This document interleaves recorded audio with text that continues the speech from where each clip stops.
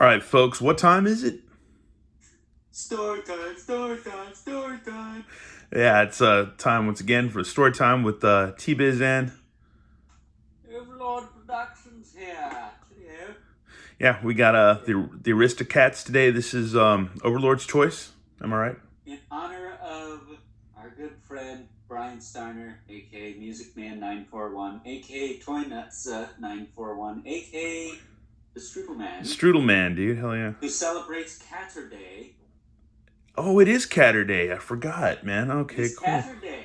That makes so much sense It's now. when the Puss Puss gets all the nubbies. Wow. Okay. Yeah, You didn't get on tonight. you're right about that. You're right about that, man. Poser. Anyways, yeah, we got the Aristocats. Yeah, not my choice, but hey, we're gonna do it anyway. So here we go. Another movie I watched for probably the first time in many years this past year. Okay, the opening, you open it up, and yeah, you've got a view of all the kitty cats and some more. I think I drew in pencil this time, some people or something there, and then you got like a No singing Frenchman like the movie. like an old cobblestone street town with like Victorian houses and stuff, really, old school, super old school.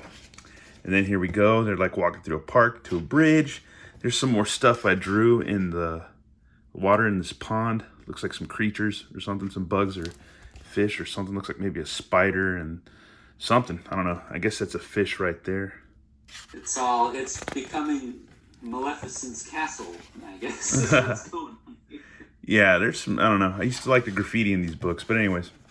They're my books anyways. Okay. Duchess was a perfect cat. She had soft, smooth fur and bright blue eyes. When she walked, she took little steps and held up her tail in just the right way. Okay. You mean purr. Duchess had 3 kittens. She was teaching them to be perfect kittens. Tutu was learning to paint. Marie was learning to sing. And Burley was learning to play the piano. That reminds me, that's 2 Maries in my life. That's Shebiz, aka Nicole Marie, and then there's Lisa Marie, aka Peta. So yeah, that makes sense. Anyways, and they were all learning to hold up their tails in just the right way. God, Do your dude. Marines hold up their tails in just the right way? They're trying to these days. Anyways, Duchess and her kittens lived with a very rich old lady named Madam. Madam was very good to her cats. She gave them the softest pillows and the thickest cream and the prettiest bows. Yep, it's Basically gave them everything. it's an old school white lady with updo, and yeah, they're living large, man. Living large in that old time life when white folks ruled the world. Don't they still kind of, sort of? Yes and no. Now a bunch of freak weirdos rule the world, so yeah, it's not so Well, much. they're still white, some of them. Yeah, or if if they identify as I that. didn't say white people weren't weirdos. But anyways, Madam had a butler named Edgar. Edgar hated cats. He hated fluffing their pillows and fixing their cream and tying their bows. Every day, Edgar muttered to himself, "These cats have got to go." Look at him, man. Named after a Van Helsing villain, I'm sure. He's all pissed. So I am Edgar. One night, Edgar put something extra in the cream, sleeping pills. Oh, he put some dope in there. Then he took the little bowls of cream to Duchess and her kittens. "Do not forget your manners," said Duchess. "Thank you, Edgar," said Marie, Tutu, and Burley. Marie, Tutu, and Burley. Okay, yeah. Let's He see. slipped them roofies. The white guy pulled a Bill Cosby and slipped them roofies. Duchess and the kittens lapped up the cream. It was delicious, but soon Duchess felt very sleepy. Her eyelids began to droop. Burley and Marie were yawning. Tutu was already asleep. Passed out, man. He knocked him out, dude. Okay, and when all the cats were asleep, Edgar put them in their basket. Late that night, he carried the basket out to his motorcycle. He took the cats for a long ride. When he was far away from the city, he left the basket under a bridge. Now they will never find their way back, thought Edgar. That's pretty savage. You know what's funny is this motorcycle. I thought this motorcycle was kind of cool back in the day. Plus, at this time when these stories were being read to me, like Fonzie was all the rage. Evil Knievel was all the rage. So motorcycles are still cool, but they're super cool back then too. So yeah, but he's got the little sidecar, and yeah, that once again that is pretty savage that he's yeah he's taking him for a ride, dude. And You forgot Ghost Rider was just coming out on the scene too around that time. yeah, but it says more. Yeah, I didn't know anything about Ghost Rider until the 90s. Anyways, in the morning, Duchess and the kittens woke up. Everything looked strange. "Where are we, Mama?" asked Tutu. "Do not be afraid, dear," said Duchess. "I will think of a way to get home." But Duchess did not know what to do. Just then she saw another cat. "Hi," called the cat. "I'm Tom O'Malley, the alley cat, tomcat." Duchess could see that he was an alley cat. He held his tail all wrong. Oh, God, man. That's just like... That's just like entitled rich white folk. Oh, God. Anyways, "Mr. O'Malley," said Duchess, can you tell me the way to the city?" Tell you, fair lady," said O'Malley. "I will take you there on my magic carpet." When the kittens heard this, they leaped out of the basket. "Do you really have a magic carpet?" asked Marie. "Kittens," cried O'Malley. "I didn't know you had kittens. I was thinking of magic carpet for two." Yeah, he's getting cock-blocked basically at this point. Should be worth noting he was voiced by Bill Harris, aka Baloo. Oh, wow. Okay. I almost think Duchess was Yaya Gabor, but I'm probably wrong on that. Can't remember. Yeah, we have to look it up. "Come along, children," said Duchess. "Mr. O'Malley cannot help us." And Duchess and her kittens walked away. So yeah, she's smart, man. She's not gonna mess with some brown ass alley cat. Yaya Gabor. I don't need some smart aleck in the comments. You didn't say it right. Nobody cares about these videos, so you don't have to worry about that. We can say whatever we want and do whatever we want. Anyways, wait. "Wait," called O'Malley. "I see my magic carpet." Coming down the road, O'Malley's magic carpet looked like an old milk truck on its way to the city. O'Malley landed on the milk truck. He hissed and howled. "Help!" screamed the driver. The truck screeched and stopped, and the driver got out. He's afraid of that cat, and that's ridiculous. Now he looks a lot bigger than he is, and he looks a lot scarier than he should be, but enough to freak out a driver. That's funny. Oh, man. Anyways, "Where is that stupid cat?" muttered the driver. He did not see who was climbing onto his truck, so he got back in and drove down the road. So yeah, you can see the cat's like all hustling in right there. "Is anyone ready for breakfast?" said O'Malley. "Where is it?" asked Tutu.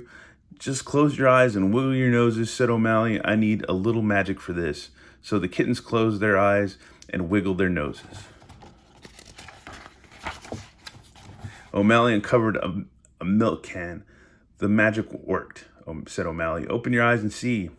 The kittens opened their eyes. "Milk!" cried Marie. "O'Malley is terrific." "How true," said O'Malley. Yeah, I remember these old milk, big metal milk jug things, man. I haven't seen one in a long time. I think my uncle used to have one. He used to put stuff in, but yeah, man, I remember those are old school. Anyways, after a while, the driver turned around. "Jumping jailfish," he cried. "Cats!" He stopped the truck and chased them away.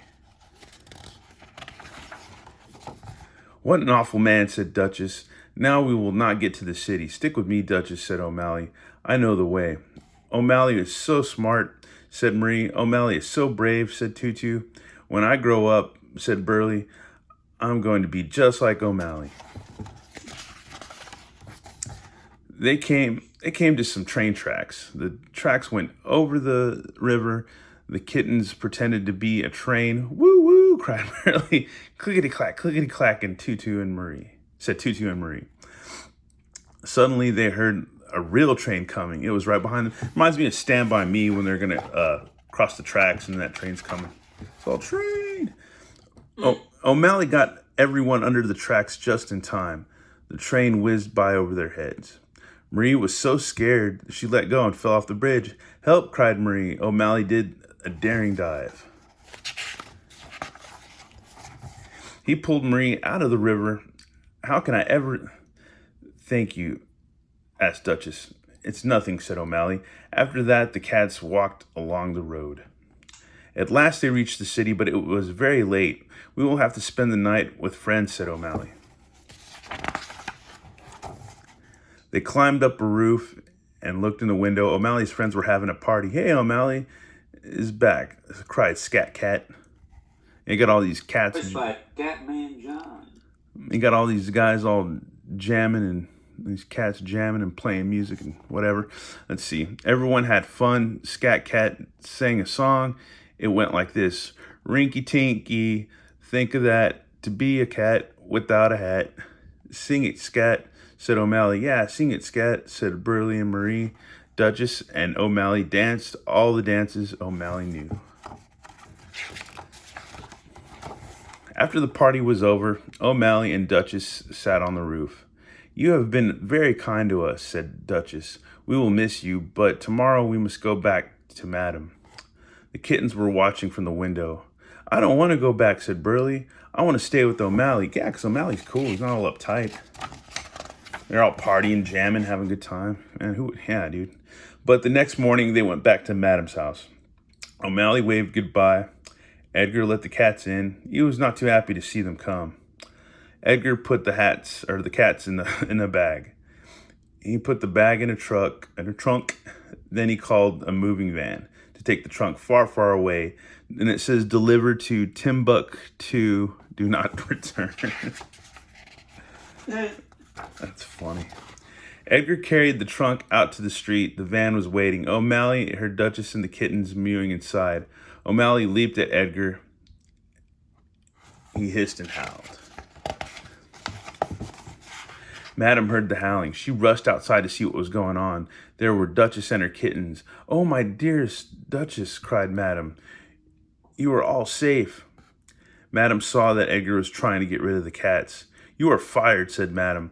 Edgar went away and never came back. He's got his bags packed and everything. Get on out of here. That's a different ending to the movie. Madam said she needed a cat who was smart and brave. So O'Malley decided to stay. He was a very good father. How did we ever get along without you? Asked Duchess. O'Malley smiled. And that's it, man. That's our look at good old Walt Disney Productions presents the Aristocats Disney's Wonderful World of Reading Random House. I didn't even want to read this book, to be honest with you, dude. But we did. That was your choice, so we did it, man. That was your choice. I have to say that's quite different from the movie at some points. And it was actually easier to swallow than, like, some of my mom or dad, whoever read this as I was a kid. And I mean, looking at it now, it's like real super cutesy and stuff. And oh yeah, the movie is too. But the ending, they got what was it?